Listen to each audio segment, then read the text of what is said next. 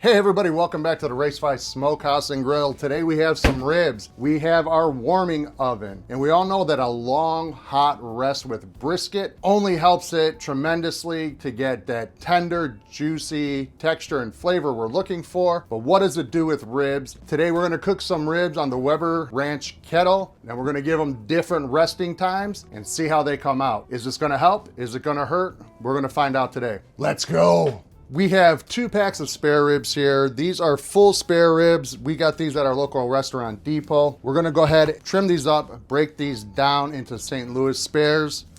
Let's show you how to do that real quick. There is a lot of junk on these that you wanna get rid of, like this flapper here. You could keep that for some meat later, grind it up into sausage. We're gonna trim this off, get this bone off. Let's show you how we do it. Let's start by getting this chine bone off here. This is no good, not gonna do you any good in this cook. Great for stock if you're making pork stock, throw that in there. Then we're gonna straighten this out here some. You wanna kind of find that tallest knuckle, which is usually about that 4th or 5th bone in here. And then I like to just straighten it out right from there. It's good to have a nice heavy duty sharp knife that you can get through it. Now you got some good stuff for rib tips here. Save that. Get this off. These ribs are starting to look nice. Now I'm gonna take this off that has no bones in there. Again, we're gonna save this for probably some sausage. Good stuff to go in there. It's always good to have those extra trimmings. Any big fat, get it out of here. I'm not even gonna mess with the membrane on this. We're just gonna go ahead and score it. I've been doing this a lot more lately, and I really haven't noticed a difference in texture or anything. Take a look at the front of these, and these are looking really nice, really uniform, got a lot of great fat and marbling on here. This is going to cook nice. Now I'm gonna go ahead, do this for the rest of them. I'm gonna do exactly the same thing to all of these. We are doing an experiment and wanna keep all the variables constant. So let me get these others trimmed up, then we'll be back to season. We have our 4 slabs of ribs trimmed up and looking great. It is now time to get these seasoned up. Let's get these flipped over because the back's always the side you don't see. So you want that presentation side to be trimmed up last. You can see these are all roughly the same size. Again, we want to try to keep this as constant and as measurable as possible. This one is a little bit narrower, is what it is. Maybe this will be the first one we pull off. But let's get this seasoned up right now. Today for our seasonings, we're using Paradise Pepper Company's Money Rub as the first base layer. And then we're going to follow it up with Paradise Pepper Company's Cherry Bomb as well. Both of these rubs are fantastic, great on ribs. Excited to do this. Let's go. And you can see with this Money Rub, it gives that nice granulated, kind of coarse black pepper on here with some salt and garlic notes as well. Then the Cherry Bomb's adding a lot more flavor, some great color as well. Quick pat. Flip them, season them the exact same way on the presentation side, this top meat side. We have our ribs seasoned up. We're gonna let these get nice and tacked up before we get them on the grill. So let's head over to that Weber Ranch kettle, get that fired up, show you how we do it there. When I use this ranch kettle, I use fire blocks down at the bottom here. That way it will deflect and give you that good convection without as much direct heat as it could possibly give you. We have it lined with Jealous Devil lump charcoal and some Smoky Woods post oak. Gonna go ahead, get this lit up. Once it comes to temperature, we're gonna go ahead and get these ribs on the grill. The fire's rolling nice. We've got these ribs looking nice and tacky and set up. So I think it's time to go ahead and get these onto the grill right now. Let's do that. Gonna get these on here. Gonna kind of squeeze them together. That way it stays a little meatier in between the bones. You wanna push those together to do that.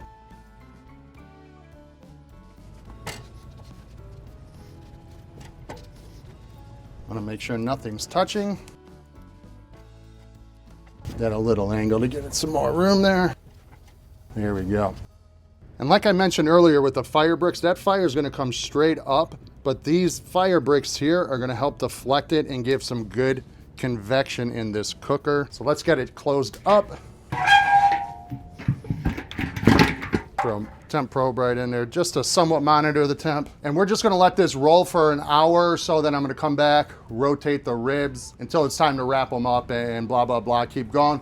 We'll show you that. Now we gotta talk about the warming oven I got. I just received the new Viver warming oven. It holds 4 pans. This is what we're gonna be doing the test in today, see how these ribs do. Let's go check out this warming oven. I actually got to finish putting it together. This is the Viver 4-tier stainless steel food warmer. As usual, it comes with a little bit of assembly. We do have to remove this film that's all over, but let's first take a look inside and see what all comes with this. This obviously comes with the racks inside, but it also comes with the plug and oven mitt, the instruction books, the legs, and the handles that we do have to go ahead and put together. Also comes with a little water pan for inside and 4 disposable food trays.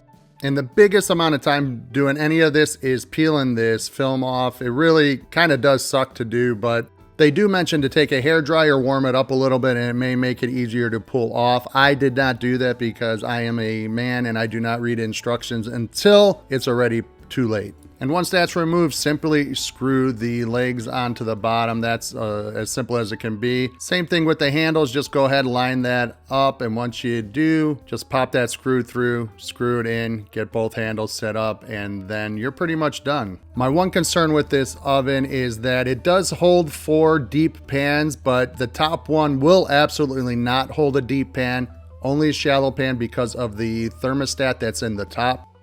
Other than that little bit of short space on the top, I got this thing all cleaned up and it looks amazing, and I am very excited to use this. Holding barbecue in a warming oven has been a game changer for me.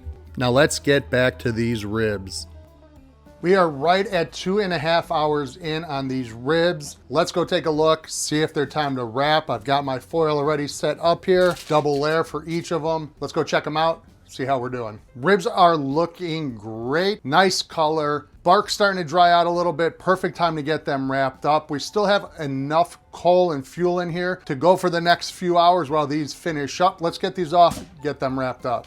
And we're just doing a basic wrap here. We're using Cosmo Q's barbecue sauce, and we're using a little bit of honey in here. You got some barbecue flavor. You got some nice honey sweet. Let's get these wrapped up. This just needs a little drizzle of honey on here. A little bit of that sauce. Same on the back.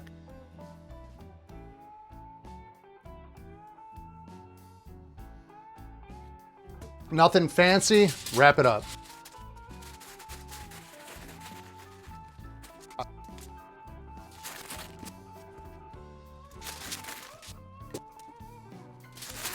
Wrapped up, back on the grill. Close it back down. And if this has barely been cracked open the whole time and we've been running it at about 270 degrees, I'm gonna open this up about halfway, get a little bit more airflow, kick that heat up a little bit. And I'm just using my wire temp probe to gauge the temp coming out of here. So it's been 2.5 hours of cook time, got them wrapped up. Gonna let them go maybe an hour, hour and a half before we take them out, probe them, temp them, see how far they've come, see if they're ready to rest and go into that final bit. Be back. Now's the perfect time to go ahead and get our warming oven set up to temperature. It's cold outside. Want to make sure this is warm when we decide to go ahead and put our ribs in here to go ahead and rest. And this is very, very simple to set up. All we're gonna do is literally turn it on. We're gonna go to set. And right now it's set at 150. That's what I want to keep this at. I want this at 150. Hit set. I already kind of had it warming up, so it's a little bit warm right now. So it's at 142. This is gonna come up to temp at 150 and then hold there, and that's where it's gonna stay. We've got this warming up. Time to go in the house, chill for a little bit until those ribs are done cooking and ready to go into the rest. It's been about another hour and a half of cooking in the wrap. Let's go check. We're 4 hours of total cook time in. These ribs should be really close. I'm gonna go ahead, take an internal temp, see if those ribs are poking out some, and then we're gonna know it's time to go ahead and rest these. And we opened that vent up and it's been rocking a little bit hotter. We're 330 or so, really pushed through that cook. You can see these bones are starting to pull back. Got a lot of juice in there. Super tender. Just over 200, 204 in the center. These are good. Let me check another one here just to be sure. Again, really good rib pullback on there. We're gonna check temp in the middle. Again, 204, 205, perfect.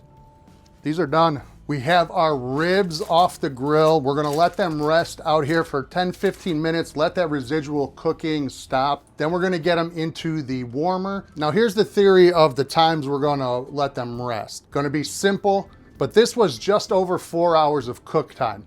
I know with briskets, pitmasters say, and I have to concur because it works, the longer you can hold and rest a brisket, the better it's gonna be. And they say you should at least rest it the amount of time you cooked it. So if you got a 12-hour cook, you should have a warm hold for 12 hours or more. Now, I'm not saying that these have to go 12 hours, but what I'm thinking is that at max, we should let one rest at least 4.5, 5 hours. So I'm gonna do 1 hour, 2 hour, 3 hours, and then 4+ hours and see how they turn out. I'm gonna pull a slab out, slice them, taste them, analyze the texture of them, and see if you could hold ribs for 4 hours. Let's let these rest, and then we'll get them in the oven and be back when it's time to start testing them.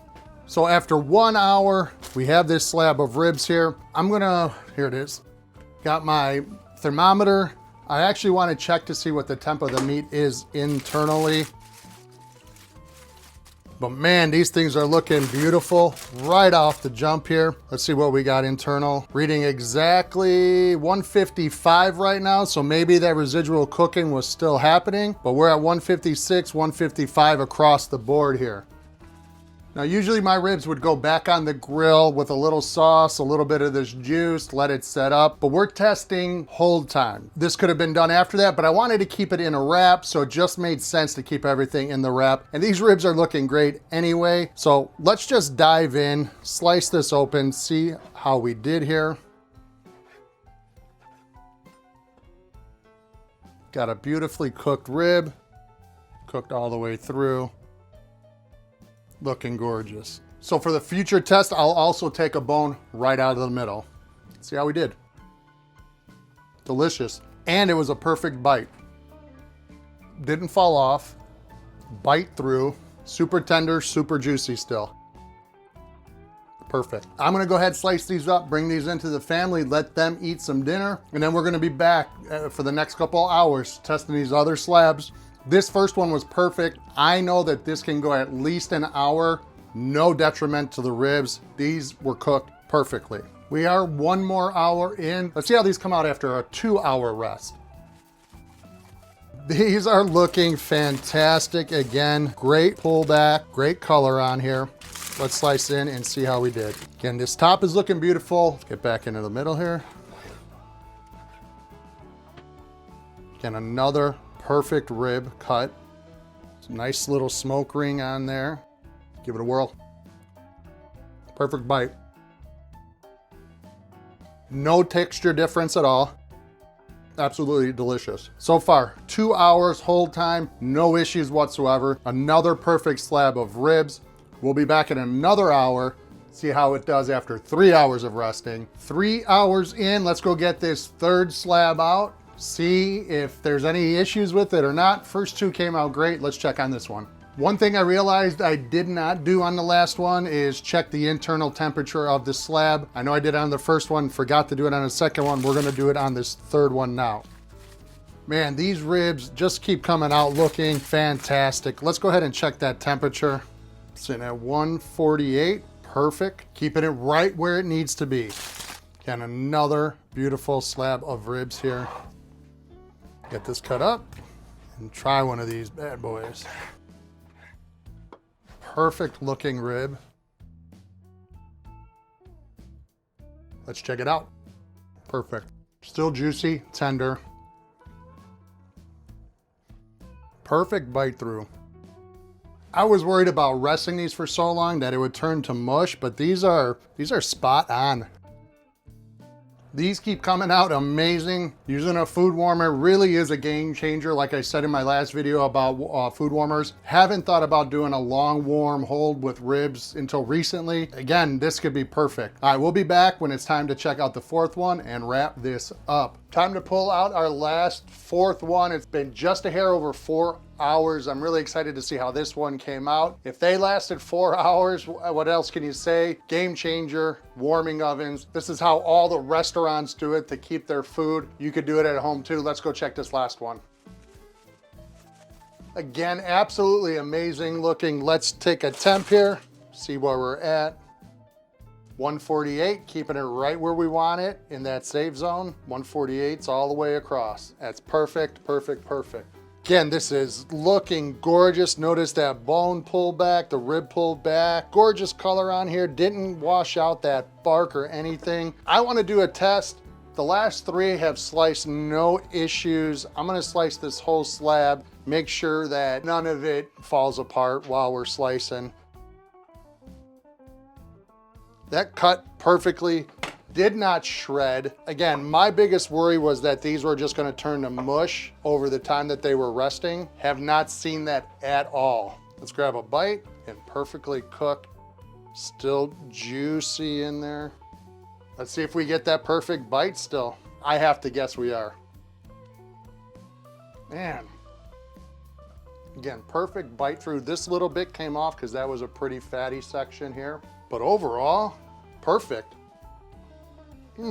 I'm telling you, these were just as good as that first slab, if not better. This is gonna be a game changer for me when serving a lot of ribs. I'm definitely gonna use the warming oven to hold these until it's service time. This is fantastic. This was slightly over 4 hours of hold time. No degradation of the meat. It didn't turn into mush. Still had a nice bite through, didn't fall off the bone, but it's still super tender. Flavor's still there. There's nothing I could do different to these. These were fantastic. I don't have much more else to say about holding your barbecue. These warming ovens are definitely a game changer in my opinion. I've done it for pork, I've done it for briskets, I've done it for chicken, I've done it for ribs, and it only makes it better. If you're interested in this particular model, I will have a link in the description below with a discount code. If you have any questions about it, please hit me up in the comments and I'll get back to you right away. I appreciate you all checking out the video. Take care, everybody. Talk to you soon. Peace.